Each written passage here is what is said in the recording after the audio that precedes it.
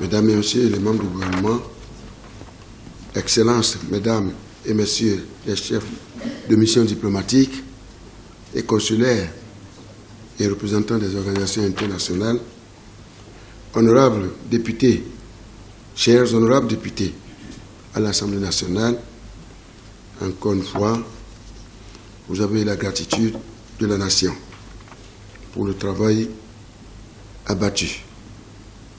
Depuis d'ailleurs que j'ai pris connaissance ou j'ai pris position de ces lieux, comme le vient de l'indiquer le président de l'Assemblée nationale. Je vous remercie pour votre accueil au nom de la République.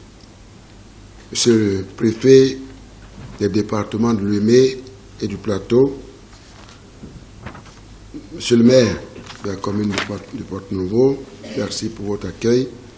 Distingués sages, têtes couronnées et notables de notre capitale, mesdames et messieurs les représentants des cultes et confessions religieuses, monsieur le président de l'Assemblée nationale, honorables députés, devant votre auguste assemblée, je m'en quitte avec beaucoup de considération et de respect du devoir de reddition des comptes que le constituant béninois a prescrit.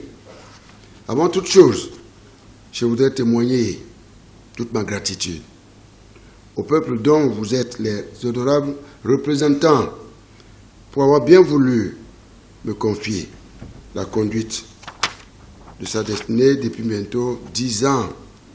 Ce fut un parcours exaltant et enrichissant au cours duquel j'ai essayé de le servir avec loyauté. Et j'ai aussi beaucoup appris, Monsieur le Président. Monsieur le Président de l'Assemblée nationale, honorable député, depuis bientôt 10 ans, disais-je, avec la synergie d'action des institutions de la République, j'ai œuvré pour que soit assurée à terme la prospérité pour tous, j'allais dire pour tous les citoyens béninois, mes chers compatriotes. Conscient du fait que le processus de développement d'une nation s'inscrit dans la durée et suppose une véritable refondation et une transformation positive dans l'éthique, la morale, les mentalités et les valeurs spirituelles de nous tous. Monsieur le Président, ce qui demeure ma vision et ma responsabilité, c'est de lutter contre la pauvreté sous toutes ses formes, dans le contexte d'une croissance inclusive et résiliente, et de mettre en place les fondements d'un développement durable. Ainsi, malgré les limites inhérentes à toute œuvre humaine, j'ai la conviction que les politiques mises en œuvre ont permis des avancées, certes significatives, mais susceptibles d'être consolidées dans la durée. S'agissant de la gouvernance politique, Monsieur le Président, comme vous le savez, au plan de la gouvernance politique, soucieux du renforcement de l'édifice constitutionnel de notre pays, mon gouvernement a mis en œuvre une série de réformes politiques et institutionnelles, certainement de concert avec notre institution parlementaire, destinées à consolider et amplifier les acquis de la conférence des forces vives de la nation de février 1990. Dans cette optique et de concert avec votre auguste assemblée, d'importantes lois ont été votées, notamment la loi portant code électoral en République du Bénin, qui aura permis de regrouper les lois électorales éparses, facilitant ainsi la conduite du processus électoral dans notre pays. À l'épreuve des faits, Monsieur le Président, il apparaît que ce code devra être à nouveau revu et complété pour corriger ces insuffisances. Je n'oublie pas la loi portant lutte contre la corruption et les infractions connexes, avec l'installation effective de l'autorité nationale de lutte contre la corruption. Il s'agit d'une loi, Monsieur le Président, inscrite à votre actif, à l'actif de notre institution parlementaire, et je voudrais ici même exprimer toute ma gratitude. En outre, mon gouvernement, en collaboration avec les institutions habilitées, a veillé depuis 2006, vous l'avez si bien constaté, à la tenue régulière des élections communales, législatives, présidentielles, toutes choses qui participent du renforcement de nos acquis démocratiques.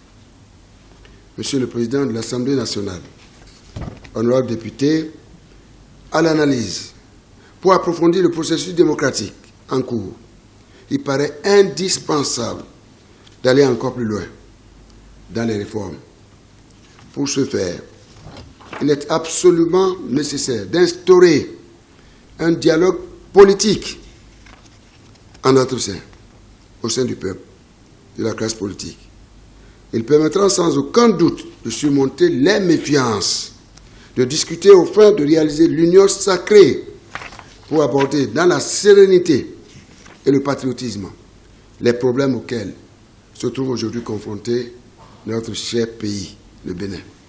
Notamment l'inadaptation de notre système partisan, Monsieur le Président, au regard de la problématique de l'unité nationale qui vous tient à cœur et qui nous tient à cœur, et du nécessaire regroupement des forces politiques.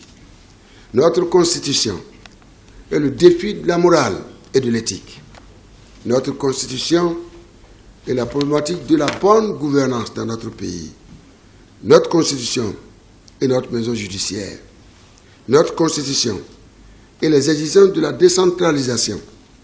Notre Constitution est les défis des dérèglements climatiques. La question de la parité entre l'homme et la femme face à la problématique de la juste participation des femmes à la gestion des affaires de notre cité, de leur autonomisation, Monsieur le Président. Bref, notre Constitution, la stabilité de nos institutions, le renouveau démocratique et le renouveau économique pour le bonheur de notre pays. Au plan économique, la situation économique en 2015, Monsieur le Président, confirme les bonnes performances enregistrées depuis quelques années. Ainsi, le taux de croissance économique est attendu pour s'établir à 5,2% naturellement en 2015.